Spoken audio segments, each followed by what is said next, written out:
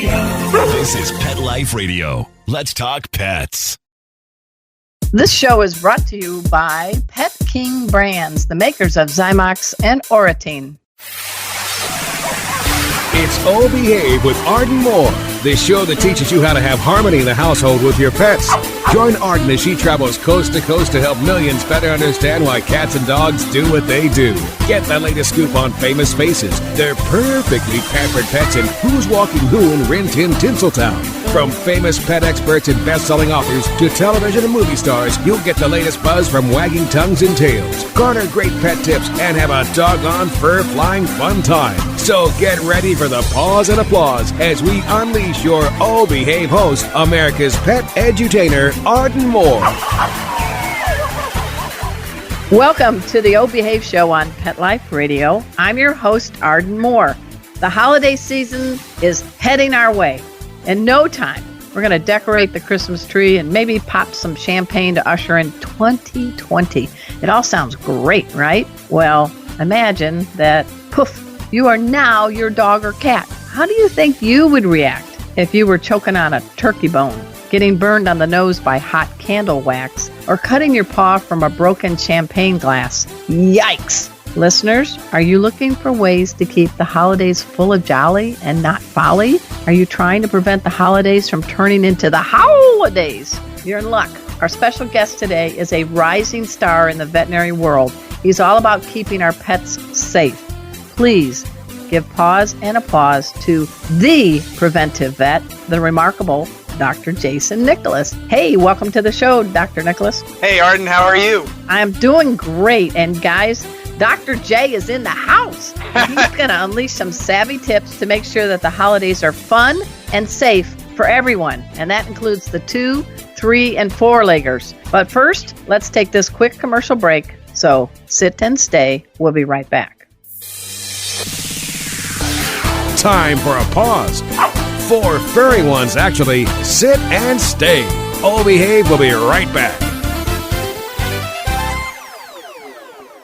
Hey, pet pals, Arden Moore here. Is your dog or cat prone to ear infections? Does your pet resist having his ears cleaned when they're inflamed or irritated? Are you also concerned about the overuse of antibiotics? Help is here. Zymox ear care products offer soothing relief, and you'll love this part. They don't require the ear to be cleaned before you apply the drops. It's just as easy as fill, rub, and done. That means less touching of those sensitive ears to help create a soothing, fear-free experience. And you only apply once a day. Here's another perk. Zymox, that's Z-Y-M-O-X, gets its effectiveness from enzymes, not antibiotics. You'll find these veterinary recommended products through your veterinarian, most pet specialty retailers, and online. To learn more, go to Zymox.com. That's Z-Y-M-O-X. Pause up. Let's Talk Pets on PetLifeRadio.com.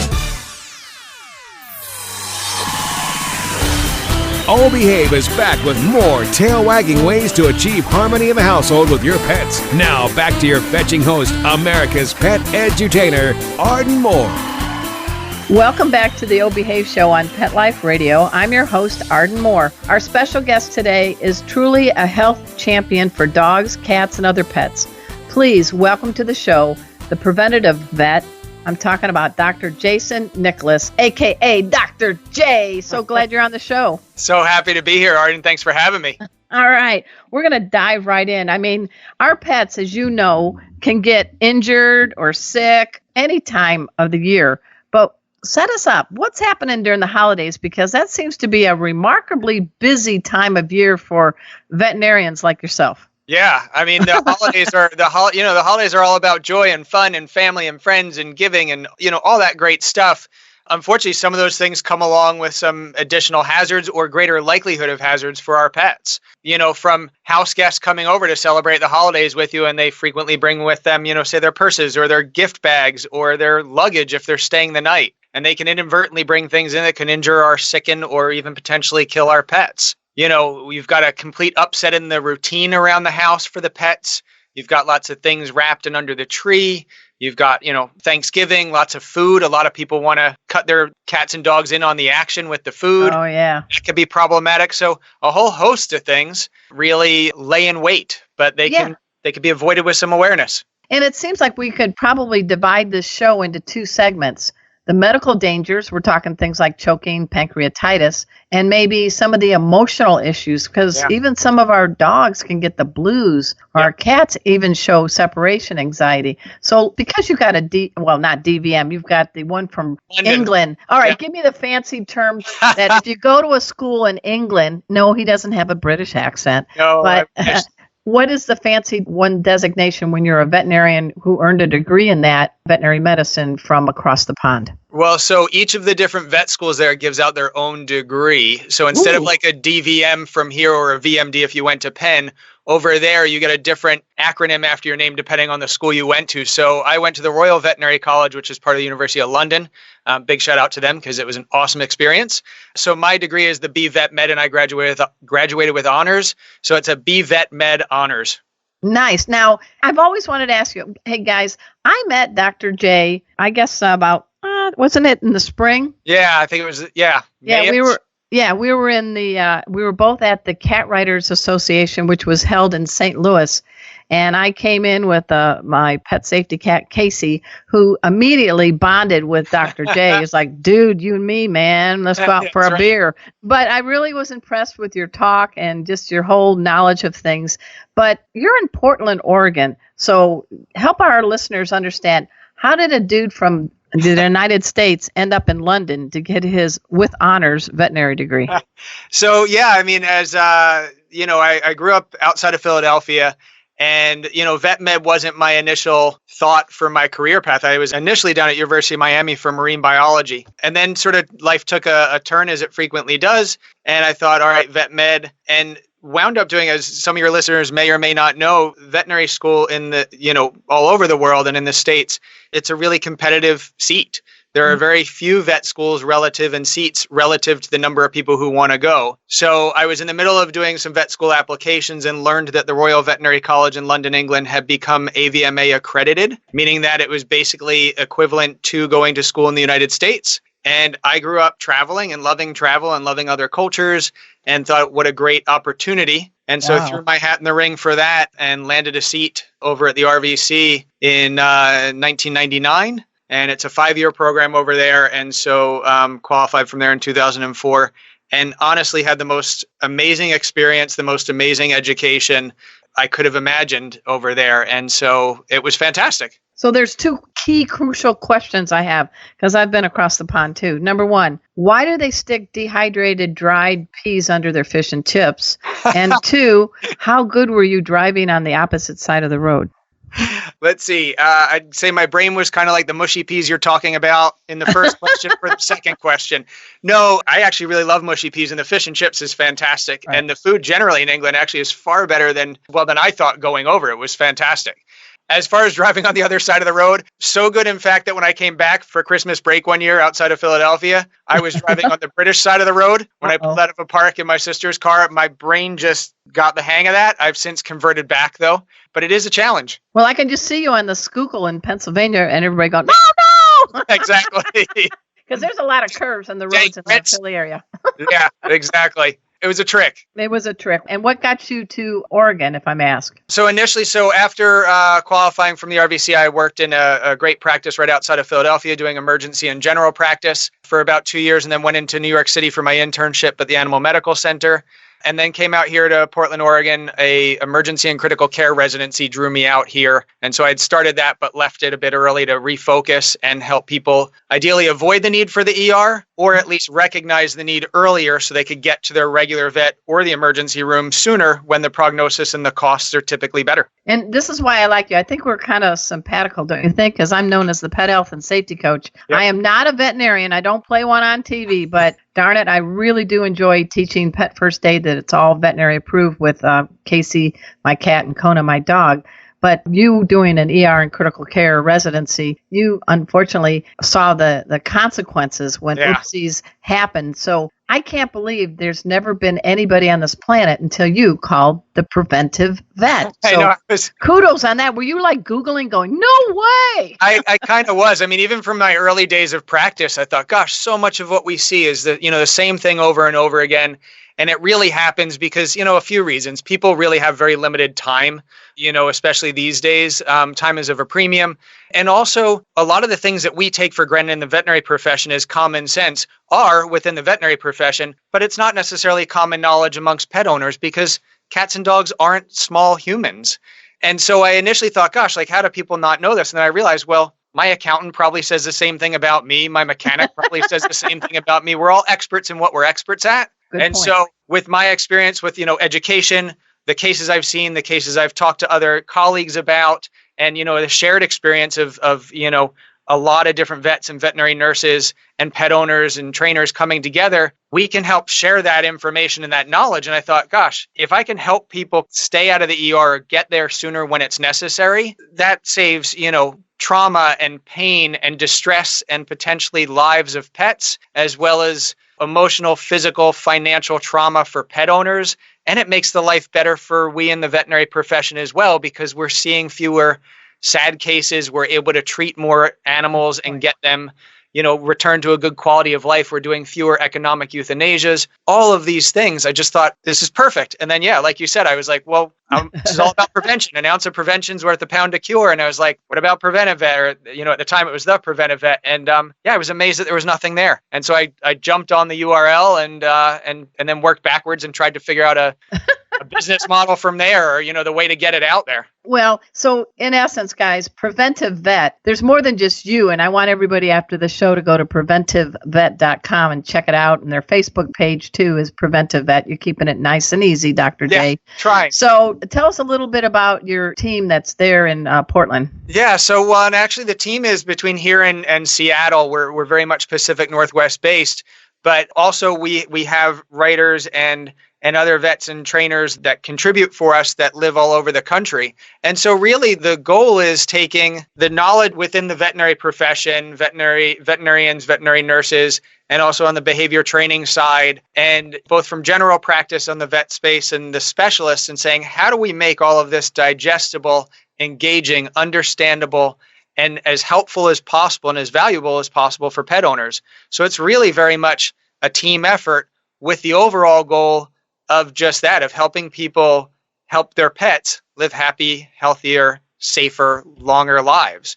And also working with veterinarians in practice to say, we ideally want people getting a lot of this information from their vets. So having vets recommend our website, distribute our books. A lot of vets around the country are carrying our books that they're giving out in their new puppy and kitten packs. So when you come in with a new puppy or a new kitten, you get a copy of the 101 Essential Tips books for cats or for dogs. And then that way, the veterinarians are helping to build that relationship, because it's such a crucial, important relationship. And your vet knows your pets better than anyone aside from you. And you are actually a pretty savvy guy. Not only do you know veterinary medicine, but I'm holding in my hand an autographed copy of the Preventive Vet 101 Essential Tips, Cat Health and Safety. And guys, on the flip of this really cool book, which is just full of great tips, is a chance to use a QR code to be able to maybe save up to $250 at your vet. Yeah. And so you got a lot of more extras too. So that most people today, you're reaching the millennials and the baby boomers by going a little high tech and offering some things, that they go on their smartphone for. We're really trying to meet people where they're at and make this as easy as possible for them. You can have the best information in the world if people don't engage with it or learn from it or read it or listen to it, like podcasts, right? Like you've got an awesome podcast. We started a podcast about, is it a little over a year ago? Like just meeting people where they're at so that they could get this information, because really you can't prevent what you're not aware of, and people don't necessarily know what they don't know. So just trying to help them do it, and technology is a great way of doing that. And I think QR codes are fun, and more people are using them. I mean, Facebook now has them native in their app, and I think Instagram does, Snapchat. Yeah. In all of them. What's the name of your podcast? So you should join the Pet Life Radio podcast family. Just kidding. My producer's probably going, what? Another one. So we're Pause and Play, PAWS and Play. Okay. My co-host Mia, who's one of our team members, is fantastic. She's wonderful. and teases a lot of information out of me and teases me, and rightly so. That's good. So it's a really good thing to be doing. And again, it's really just trying to meet people where they're at and give information to them in the manner in which they most want it. Let's dive in. Let's talk first about some medical conditions that are at heightened chances for that curious dog or cat that there's new smells in the house. And want to hit pancreatitis and choking. So take it away, Dr. J. Yeah, so pancreatitis, for your listeners that don't know about pancreatitis, the itis at the end just means inflammation. So it's inflammation of their pancreas. And the pancreas is involved in blood sugar metabolism as well as helping to break down fats. And when the pancreas gets inflamed, all kinds of badness ensues. And one of the things that happens is that the enzymes that break down the food that your pets eat start actually breaking down their own pancreas, which, as you might imagine, is crazy painful. So pancreatitis, some people hear of it and they go, oh, no big deal. Other people who have had a dog or a cat that's had a bad case of pancreatitis know how big of a deal it can be. Pancreatitis runs the range from mild digestive upset to fatal within a couple of days. Unlike people who get pancreatitis from smoking and drinking and stuff like that, for the most part, our pets don't really partake. But what they do get it from quite often is getting fed table scraps, and being shared meals. And the holidays, we're talking about roasted birds and, roast beef and ham. So things that frequently have, a nice layer of fat, a lot of juices over them, maybe some spices, things of that nature. So people sharing their meat, whether it be at the holidays or throughout the year, come home with a doggy bag from your prime rib dinner and give your dog the fat, or you give them the gristle off of your New York strip steak. There's a distinct possibility that's going to inflame their pancreas and cause them pain, digestive upset, vomiting, and diarrhea. And if they're unfortunate, it's going to land them in the ER and potentially in the ICU for a few days. I think what people think, and I'm hoping this has finally shifted, is that we think they have these cast iron stomachs, and we're like, well, I'm not touching that grizzle, I'm not touching that fat, but those soulful begging eyes are looking at me and they're like, it's okay, give it to me.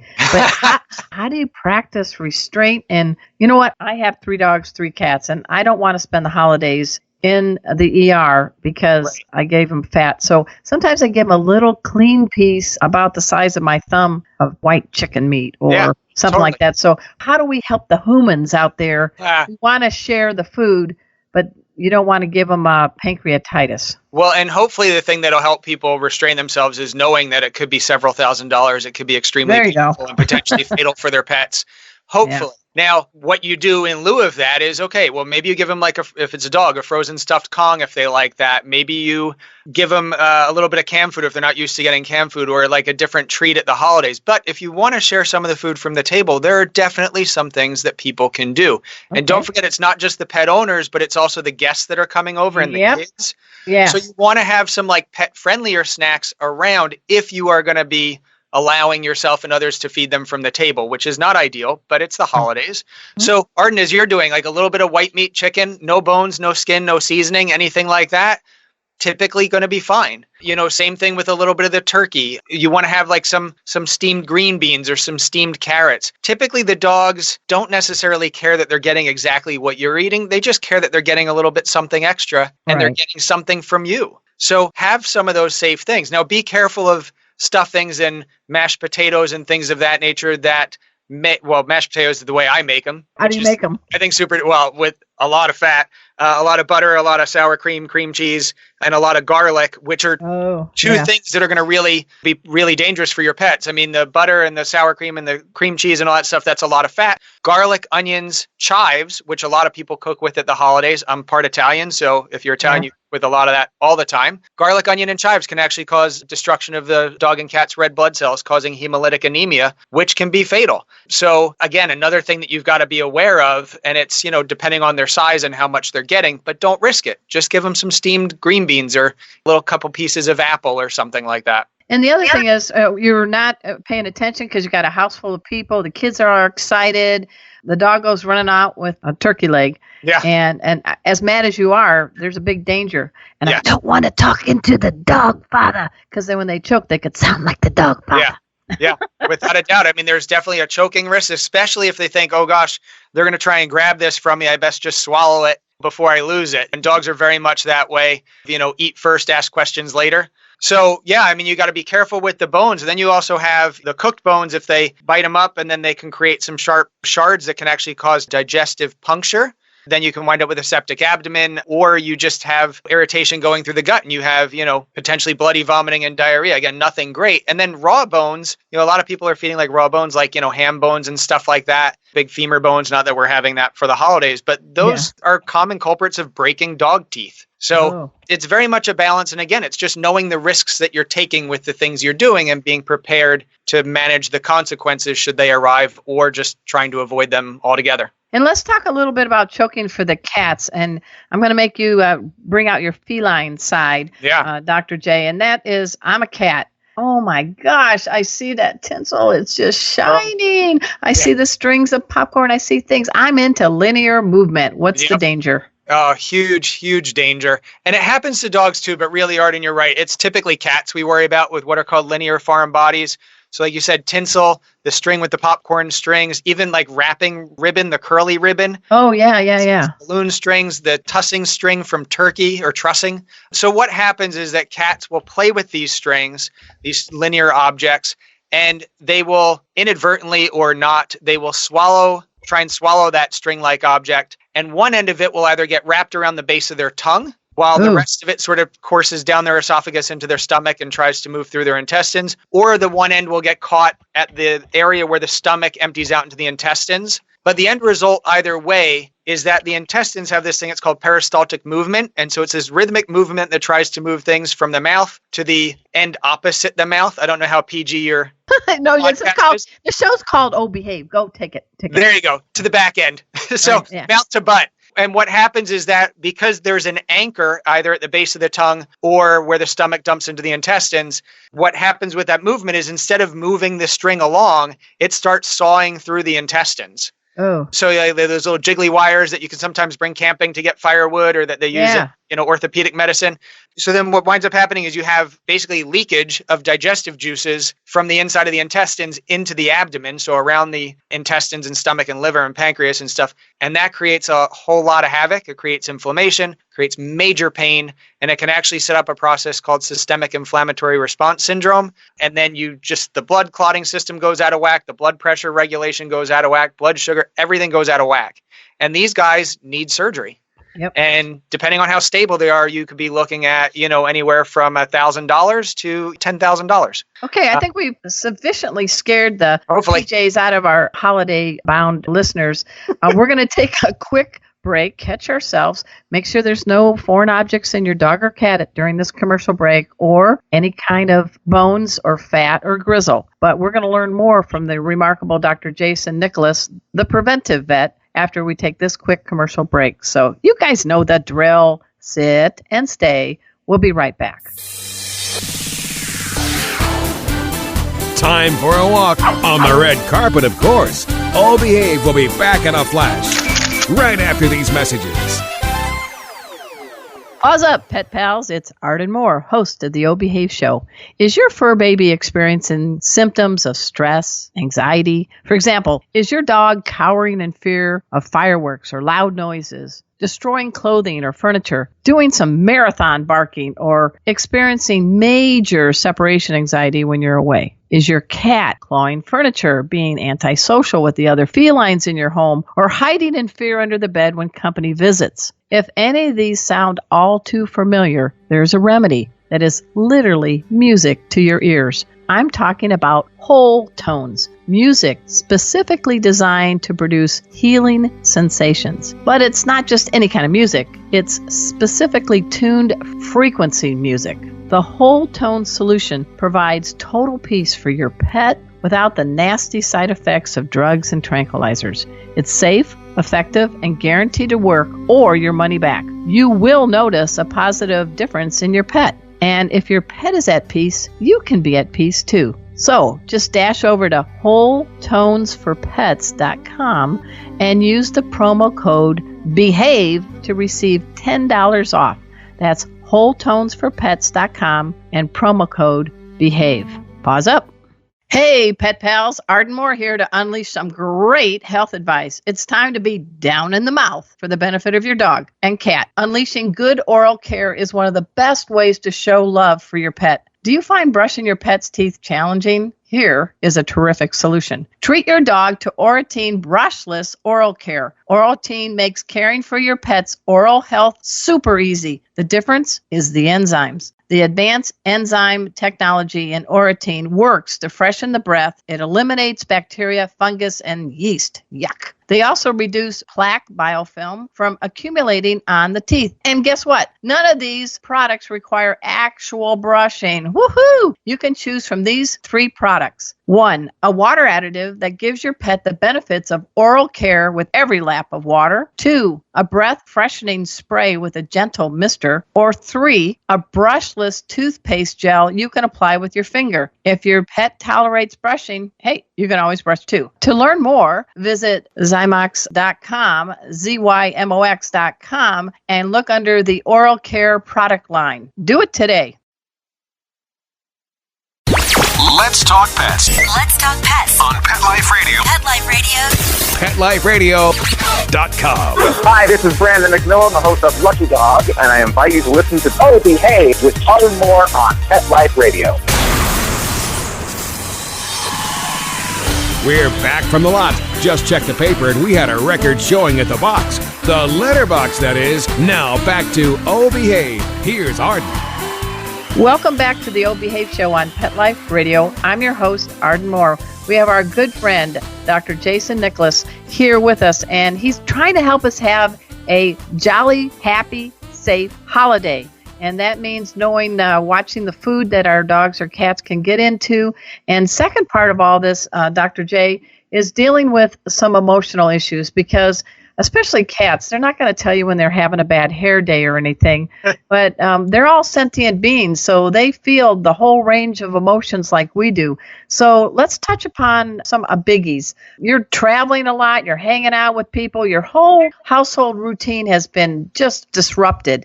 Now you've got a bloodhound with the holiday blues or a calico with separation anxiety. Talk a little bit about some emotional issues that our cats and dogs face during the holidays. Yeah, well, I would jump in, one, since we met at the Cat Writers Association conference, but also, two, because cats are, I think, very misunderstood by a lot of people. And a lot of people look at cats as like the laid-back pet, they're fine, nothing bothers them. The exact opposite is true. Pretty much everything bothers cats. They just do a really good job of hiding it. A lot of cats, I should say, frequently don't do very well with stress. And the holidays could be a really stressful time for cats. Like you said, Arden, you're either traveling and maybe bringing them to a boarding kennel or facility, or you've got somebody new coming to the house, or you're having people come stay and visit your house. And so there's a lot of new people, a lot of new chaos going on in your home, in their home. And the way that cats typically deal with stress is they hide. Mm-hmm. They go and hide. And so they hide in the closet, they hide under the bed, things of that nature. And then that throws off their routine of going to the litter box regularly or eating regularly. And from stress, cats can have stress-induced vomiting. They can have stress-induced diarrhea. Urinating or defecating outside of the box is a huge one with cats with stress, and especially one of my sort of pet... You can say pet peeve. Well, it's not even a pet peeve. It's really just a pet cause that I want to champion and one of the main reasons why I started Preventive Vet all those years ago was to help raise awareness of urethral obstruction or urinary obstruction in cats. And stress is one of the really big predisposing factors to this. And this is where a cat literally cannot get pee out of their bladder to the outside world. And it happens most commonly in male cats. It does happen in female cats, but predominantly males. And stress is a big contributing factor. And so taking steps to minimize stress minimizes the risks for all of these problems and helps to make their life less anxious and happier, which then, of course, makes your life less anxious and much happier. So let's talk about that, because I wanted to just do a thing. When I teach pet first aid, I teach people to be pet detectives, which means to tap all your senses, looking, listening, smelling. And I know you Careful want that tasting. in your... careful. Yeah. That's a nice... That litter box deposit was quite tasty. Right. No, but you know what I'm saying. Yeah. The smelling, listening, hearing, touching, all those things. And a year ago in November, Casey was in the litter box, and he's a big orange tabby. He's very healthy. And I noticed that he was taking a long time, and I was like, dude, what are you doing, reading a magazine? Right. And then I heard him go, ah! Oh, yeah. So I looked, and I teach people not to run up to a cat because that's just going to make them even more anxious. So I walked over, and sure enough, little plop of urine with some red in it. Yep. And I brought that evidence to the. It only happens at night. You know how that is. Yeah, of to course. the ER at night. Yeah. And again, like you were saying, he had a blockage because their urethra, especially for the boys, is shaped not really efficiently. It's almost like trying to drive in London, the first time caller, you know. You know. And they were able to manipulate it, and I swear his eyes were rolling in the back of his head like, as the urine spilled onto the exam table, and he kept him overnight. And they said, had I waited until the morning, he may have died from the toxins. So it can happen that quick. So talk a little bit about that, and then how do we help give... This is a gift you guys can buy that isn't on Amazon, folks. This is how to keep your cat calm. So what are some things that you could suggest during the heightened part of the holidays that instead of saying, oh, my cat's just a freakazoid, that you could maybe do for the cat to kind of keep his stress level from exploding? Yeah. So, I mean, there's lots you could do. I mean, a lot of it takes some advanced preparation, but not all of it necessarily. And we do have articles on the site at preventivevet.com that talks about some of these things and minimizing stress. But for a lot of cats that enjoy play, increase the amount of time you play with them. Like make an effort, make it, dedicated effort for you or someone in the household to play with the cat for, a good 5 minutes of the day. Cats also really love vertical spaces. So if you don't have cat trees or shelves or places that they could go safely that are sturdy and safe, you want to add those in. Cats also need good outlets for scratching. And so that frequently means a lot of different scratching posts and pads. They like different surfaces, different orientations. There's great pheromone out there called Feel Away, which can help to decrease stress in cats. A lot of people, the way they feed their cats can be stressful in that they just put out a bowl of dry food and fill it up every now and again when it gets low. You can feed your cat in, and I'm a huge fan of wet food for cats, both part for the urethral obstruction and otherwise, but you can feed your cats in interactive feeders and actually get them to hunt. So there's another vet, Liz Bales, Dr. Bales, who had started with what was initially called the No Bowl, and now it's the Doc and Phoebe feeding system, which helps to encourage and engender your cat's hunting instinct, which is great. Yeah, Casey's done that. He likes that. He's a hunter. So these are all really good things, and they don't cost on a big amount. So maybe when the crazy aunt is coming over, the drunk uncle's coming over, maybe dedicate an area of the house that might be closed off for the kitty with all their kitty amenities. What do you think? And some maybe muting sounds. Yep, without a doubt. Setting up a safe space. And this is great for both cats and dogs. Setting up a safe space, making sure it's an area that your pets are comfortable in. So taking this, part of what I was talking about taking some advanced time, but get them used to it in advance. So plugging in a Feel Away pheromone diffuser, at least 24 hours in advance, making sure they've got their own litter box there that's nice and clean, and also big litter boxes really for cats. Making sure they've got food, some toys, things of that nature. And let's go to dogs, because dogs are put the D in, they just are so dedicated. They want to please us. They want to go on that walk. They want to be everywhere. I swear sometimes in the kitchen, when I'm wearing shorts, I feel this cold nose at the back of my knee. And there's pet safety dog Kona going, hello, I'm being your shadow. So they show more signs of separation anxiety or stress. Yeah. But what's your concern, and how do we make the holidays less holiday for our dogs? I mean, I think before, and I know it's difficult, right? Because people are busy, particularly busy around the holidays.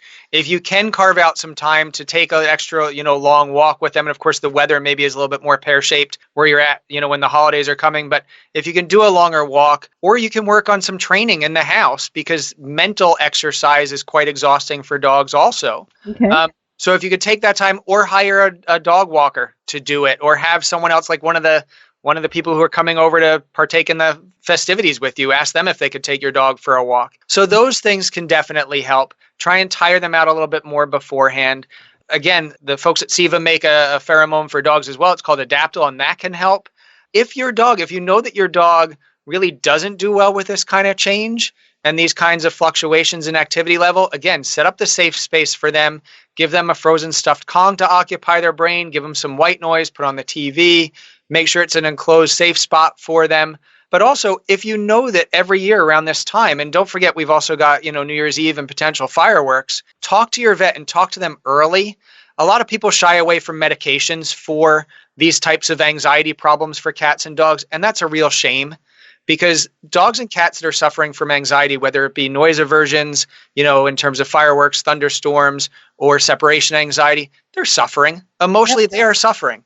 And medications, the right medications in combination or alone under the direction of your veterinarian or a board certified veterinary behaviorist, which is a specialist in animal behavior, can really help your pets not suffer and can make it so that each of these experiences don't become progressively worse. And so even if your goal is to not have them on medications for the rest of their life, which would be nobody's goal, they can help make it so that some of your other, things that you do to help in terms of training or other distractions or supplements are more likely to work. And they'll just help them, and they'll help you, and they can help make the holidays much more peaceful for everybody. And you know what? There is kind of a hidden Benny for us humans. Let's say you're going to be hosting the party, or your obnoxious relative is coming over, but it's something we do every year. And you know what? Your dog or cat could be a perfect excuse to bow out for a half hour or so to get away from them by playing with the cat or taking the dog for a walk. So, it can actually, your dog or cat can keep you from going cray-cray. Without a doubt. And just a quick check-in, on the block. Totally. Yeah. Fresh air. So, squeeze me. My beagle needs me now. Stat. Well, how are you planning the holidays? You've got a cutie in your house, your doggy named Wendy. Talk a little bit about what kind of gift of kindness are you going to give to Wendy this holiday season? I think we'll definitely take some extra long walks. I mean, hopefully the weather here in Portland will allow that, and some extra snuggles throughout the day. And then, she is pretty chill, but I think, generally speaking, depending on who's going to be coming over, I'll probably give her own little space to hang out, and, we'll go from there. And what's her 411? What kind of dog and all that? Wendy's awesome. So she's probably a Brittany Spaniel Australian Shepherd cross. Wow. She's about 12, 13 years old. We had gotten her off a Pet Finder about 12 years ago or so. And just an absolute love and, great because I've got two human children as well. Lottie and Margot, who are 8 and 9, and she's phenomenal with them and they love her. So it's great. And so when you're wrapping the presents for your kiddos, I'm assuming you don't have breakable ornaments and really lots of ribbon. How do you keep how does the Preventive Vet keep what's under the tree or holiday decorations from making you have a vet visit with Wendy? Yes. So, I will first I will go on record. Not even I can prevent everything. Believe me, I would love to. So I understand accidents happen. So don't feel bad as a pet owner if you've had problems with your pets. We do what we can, and awareness is key. Now, that said, with the holiday decorations, really it is about teaching the girls. The girls have known from a very young age a lot of the things that could put Wendy at increased risk for some things. So we know to, again, like you said, not have the breakable ornaments or at least have them up higher. Fortunately, Wendy does not historically go after the tree or the ornaments, but I'm not willing to risk it. Now, the other thing that I've taken to doing, because growing up, my mom had a gift basket shop that sold candy and all that stuff, and I didn't get this gut for no reason. I used to devour probably her entire stock of chocolate-covered pretzels. And so my mom would frequently at the holidays, because she still lives back east and I'm out here, she would send me a box of chocolate-covered pretzels. And it was only after I saw Wendy paying a lot of attention to the box the first year she did it, that I checked and I looked and I was like, oh gosh, okay, now I've got to let everybody know that's either sending or bringing presents. Please, let me know if it's food. And this would be something for other people to do. If you have people coming over with gifts, just say, look, before thank you for whatever it is. You don't have to tell me what it is, but if it's food, I just want to make sure to not have it under the tree because I don't want to wind up, with your beautiful, thoughtful gift landing me in the ER. Same thing around the holidays. I mean, not quite as common as Easter, but a lot of people will bring, lilies or other potentially poisonous plants. And so just being aware of what those are in advance, asking people not to bring some of these things, or at least to give you a heads up. Well, I do thank you, folks. We've been speaking with Dr. Jason Nicholas. He is the Preventive Vet. He's outside of, he's in the Portland area, the Pacific Northwest. Please, guys, after the show, check out, he's got amazing blogs and really full of great information. Go to preventivevet.com. Check out the Facebook by the same thing. And you know what? I love your books. He's got 3 so far, 101 essential tips with cat health and dog behavior tips. And it gets into high tech with his QR codes. And he's all about, you're keeping us humans really a dog and a cat's best friends. We're trying. That was the goal. I mean, that was really why I redirected my professional career, was to say, I can help more people by helping them be as proactive as possible. And awareness is key. I do agree. And I really hope we get to have you on the show again because you're full of knowledge and you can see and hear. Well, I can't see because it's radio, but I can hear the passion that you have. And we're just going to have to figure out how to clone you, Dr. J. Sounds good. So is there anything else you'd like to add, a parting message to our listeners? No, I think just wishing everybody a fantastic day and a great holiday season and have fun. Oh, and actually one thing I would add, holidays can be really difficult for vets and vet teams and vet staff. So if you've got some extra, baked goods or you want to bring by some Starbucks cards or something like that, trust me, especially in the ER, but also at your general practice vet, a little bit of appreciation goes an awfully long way. That is a very good tip. Last year, Casey came in on his stroller with his cowboy hat, and we brought gourmet donuts from our local bakery to the Casa Linda Animal Clinic with Dr. Deborah Charles and the team. So Casey saved his cat food coupons and cashed in on them. Fantastic. Yeah, he's a good boy. Yeah. All right, guys. I also want to do a special shout out to Mark Winter, the executive producer of Pet Life Radio. And I want you to check out all the shows on Pet Life Radio. We have been on the air for 11 years. Whoa. And this show, Oh Behave, humbly has been a 5-time podcast award finalist. And they don't even have a pet division, so go figure. And Ms. Oprah Winfrey has chosen ours 2 times in a row as one of her top 3 pet podcasts on the planet. So no car, but an accolade from Oprah still carries impressive. a little bit. Yeah, it does.